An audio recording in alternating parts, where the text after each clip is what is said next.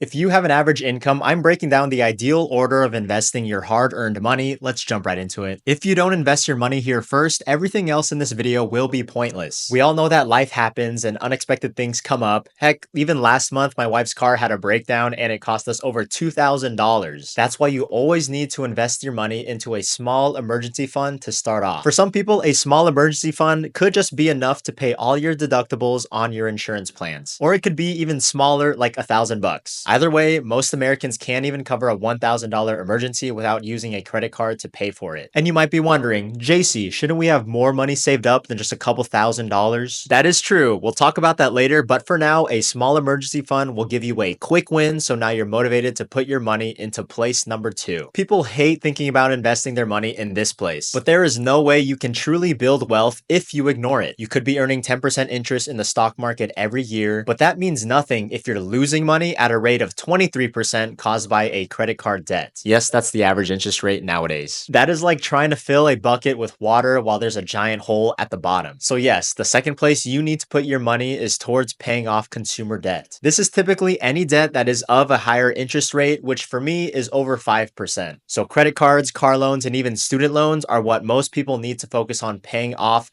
before moving on to any other investment. So what's the best way to tackle your debt? Start with the smallest debts first. When I coach my clients, I always see how excited they get when they pay off a small $500 credit card first. It gives them an instant boost of motivation versus them trying to chip away at a large debt like a $12,000 car loan. This strategy, known as the debt snowball, isn't just about numbers, it's about building momentum. So once you've freed yourself from all those dang payments, now it's time to up your game with a full emergency fund. And I know we haven't gotten into the investing part that you expected, but I really want to make sure you have a good foundation before putting your money into the stock market. So we have our small teensy weensy emergency fund. It can cover the basic stuff like new tires or a small medical bill, but now let's beef it up. The next place you should invest your money is into a full emergency fund, something that will cover at least 3 to 6 months of your living expenses. So if it takes you $3,000 a month to live and take care of all your basic needs, you need to have at least $9,000 to $18,000 for it to be considered a full emergency fund. Now, with that peace of mind, you're ready to step into the exciting world of investing. And this first investment is amazing because it gives you a guaranteed 100% return on your money. So let's say your boss tells you, for every dollar you invest, I'll throw in a dollar too. That's basically what a 401k employer match is. Your employer is essentially giving you free money just for putting a little bit of your paycheck into a retirement account. So here's an example that will prove why this should be your first real investment. If you're making $50,000 a year and your employer offers a 100% match on up to 4% of your salary, that means if you contribute 4% of your income to your 401k, which is $2,000, they'll match that with another $2,000. So there's an instant 100% return on your investment. And with the 401k, the money you contribute is pre-tax, which means the $2,000 you're putting in isn't getting taxed right now, which will lower your taxable income for the year. But you will get taxed later on when you start withdrawing that money in retirement. That's why it is called being tax deferred. So if you want to avoid getting taxed altogether when you're in retirement, this is where our next investment takes the cake. Now, when you take full advantage of that 401k match first,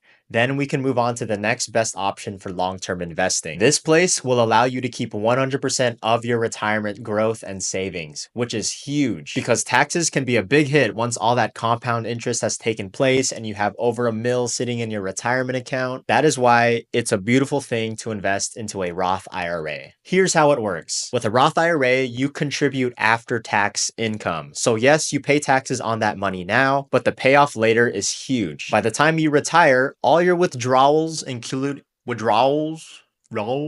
all your withdrawals, including all the earnings that have been growing over time, will come out completely tax-free. But there is a limit to how much you can put into your Roth IRA, and it changes every year. For 2024, the Roth IRA contribution limit is $7,000 for those under 50 years old and $8,000 for those 50 and older. That's why I'm going to give you 5 more places you can invest your money once you do reach these limits. These ones are more flexible when it comes to the order of priority because it all really depends on your unique situation. And guys, if you see people arguing about these next few investments, it's probably just a couple of finance bros because at this point, you're already doing better than 85% of people. All right, now that we've covered the essentials, the next step in the order of investing is preparing for life's medical expenses.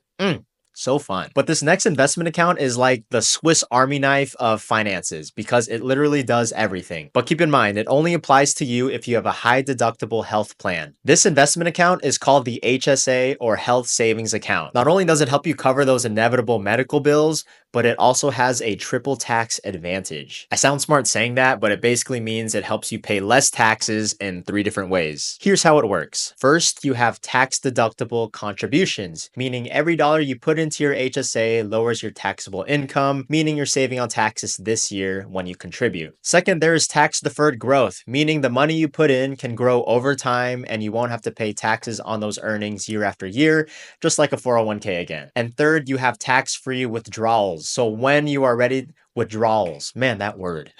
So when you're ready to use it on your qualified medical expenses, it'll come out tax-free. And as a bonus benefit, a health savings plan can even work as another retirement account. Because once you do turn 65, you can start withdrawing funds from your HSA for any purpose, not just medical bills, and you won't have any penalties. Now, once again, just like the Roth IRA, there are some limits to how much you can contribute to an HSA each year. For 2024, if your high deductible health plan is just for yourself, you can contribute up to $4,150. But if your high deductible health plan is a family health insurance plan, you can contribute up to $8,300. And so now that you yourself are covered, let's talk about how to invest in someone else's future. This next place is for all the parents or future parents looking to help their kids financially, and it comes with a surprising twist. The 529 college savings plan is like a Roth IRA, but its main purpose is for education. Here's how it works. You put money in, it grows tax-free, and as long as it's used for school expenses like tuition,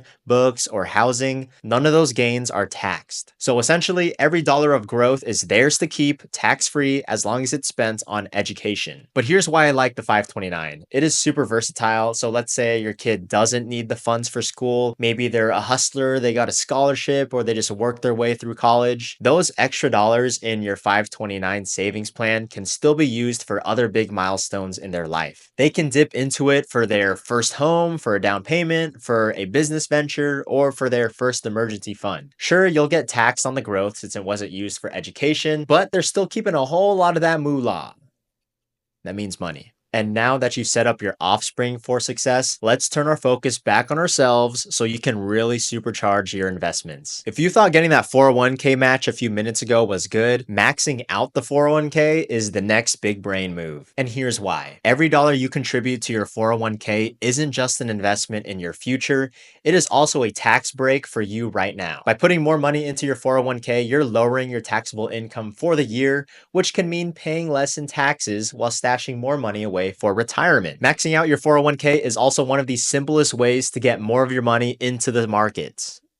Why did I say that weird? With the contribution limit pretty dang high, this is how most people do reach millionaire status. But again, let's slow down here. This is just another retirement account. This next part is perfect for you if you want to start using the money you invest before you're retired, before you're old and crusty. But lately, people have been skipping steps and jumping straight into this investment. It is more fun, it's more hands-on, and it is super easy. All you gotta do is download an app like Robinhood or Webull and start investing into stocks, ETFs, and options using an individual brokerage account. But an individual account is not the best place to begin your investment journey, okay? It's mainly there if you want to have easy access to your investments. But for most investments, if you're putting money into the market, you really shouldn't be planning to touch that money within the next 5 years at least. Just keep in mind though, if you do sell your investments at a profit using an individual account, you'll face capital gains taxes which can eat into your returns. So while it's tempting to treat this account like a game, remember this is still your hard-earned money, so make sure you have your other priorities squared away first. And finally, let's talk about putting our money in a place that gives us total financial freedom. And that feeling will come from not owing anyone anything. It is time to pay off your house. Yes, there are arguments by the finance bros if this is a good idea or not, but if you would like that feeling of not owing anyone anything and to not have some mortgage payment in the back of your mind at all times, I would just go with Nike's slogan and just do it.